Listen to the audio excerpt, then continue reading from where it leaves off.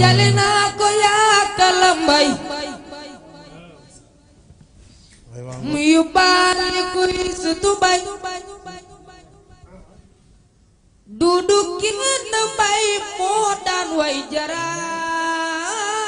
ci Tiwaawan. L'incompris de la nation, Serigne Abdoul Aziz Sy Al Amine. Serigne Abdoul Aziz Sy Al Amine a été le khalife général des Tidianes de mars à septembre 2017.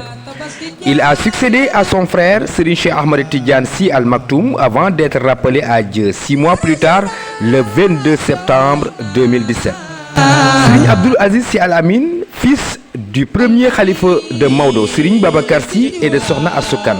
Serigne Abdoul Aziz Sy Al Amine est né en 1928 à Tivaouane. Serigne Abdoul Aziz Sy Al Amine a fait ses premières classes en même temps que ses frères Cheikh Seydi Mouhamadoul Mansour Sy Borom Daara Ji et Cheikh Ahmed Tidiane Sy Al Maktoum auprès de Serigne Alioune Gueye. Serigne Abdoul Aziz Sy Al Amine, il était le 6e khalife général des Tidianes après son illustre père Khalifa Ababacar Sy qui fut khalife le 27 juin 1922 au 25 mars 1957.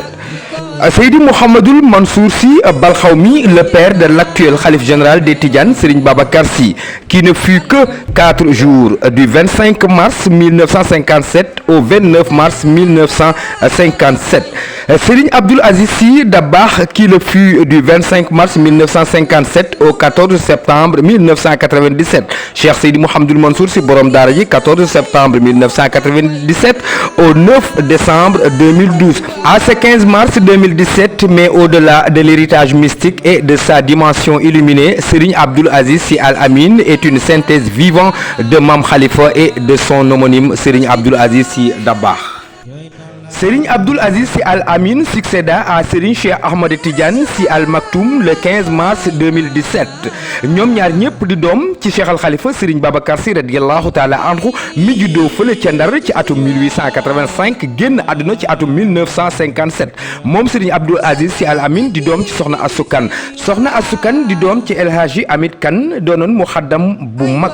ginnaaw ganek àdduna magam ja ki nga xamante ni moom la wuutu di Serigne Cheikh Ahmed Tidiane Sy Al Maktoum. Serigne Abdoul Aziz Sy Al Amine était un produit de l'école coranique bu Serigne Alioune Gueye qui fut un compagnon de Cheikh Seydil Hadji Malick Sy.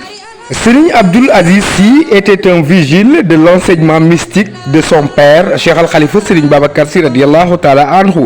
C'est de celui qu'il a reçu la bénédiction de la communauté Tidiane de Tivaouane grâce aux étroites relations et confiance qu'il entretenait avec lui, ayant été longtemps porte-parole des khalifes généraux de Tivaouane qui se sont succédés à Mame Dabakh Al Maktoum. Serigne Abdoul Aziz Sy Al Amine est un mystique illuminé dont la profondeur du charisme se lit à travers son regard, d'une maîtrise absolue et de tout ce qui cerne la nation et concerne l'homme.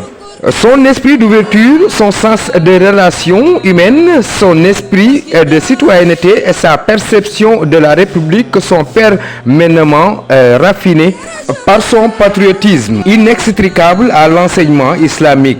Khutbul Watani Minal Iman. Aimer et croire en son pays est un acte de foi et le paradigme qui a toujours été son viatique, médiateur, modérateur, conciliateur et unificateur. Il fait de l'unité de la famille de Maodo, la communauté musulmane et de la nation à finalité de son action. C'est en 1968 qu'il initia le COSCAS, un comité d'organisation pour les services de Cheikh Al Khalifa Serigne Babacar Sy. Cette dynamique structurée de disciples vêtus en vert couleur de l'islam lors des gamous et autres ziyaras. Al Amine est un guide religieux qui tient à l'ordre et à la disciple modeste. Serigne Abdoul Aziz Sy Al Amine avait une forte responsabilité religieuse inextricable et à l'esprit d'avance gardé, d'anticipation, d'organisation et de méthode. Il est mystique, dégage comme Serigne Abdoul Aziz Sy Dabakh, un docte charisme et une puissance hypnotique. Son autorité est forte et sa parole pèse. Dialecticien cérébral, homme de vérité, animé d'une sagesse inouïe. Il a hérité de Cheikh Al Khalifa Serigne Babacar Sy la clairvoyance et l'altruisme, et de Serigne Abdoul Aziz Sy Dabakh la générosité et le sens de la relation humaine. Serigne Abdoul Aziz Sy, il couvre étant la symbiose de vertus inextricable à l'unicité et à la souveraineté divine. mbokk yi mu ngoog ngeen àndoon ak Mor Niang bu Serigne Babacar Sy abuna Abou Bakrin wa in kaana fil xabri radina bi cheikhan ila axiril daxri ak Al Khalifa Vision TV ba beneen ak keneen. Sénégal waaye ngir mën ñoo yokk doole da ngeen di abonné ci suñu YouTube Al Khalifa Vision TV. tumaam Cheikh Sidi Hadji Malick Sy. fii ci àddina li ko wër Al Amine ca Madina Académie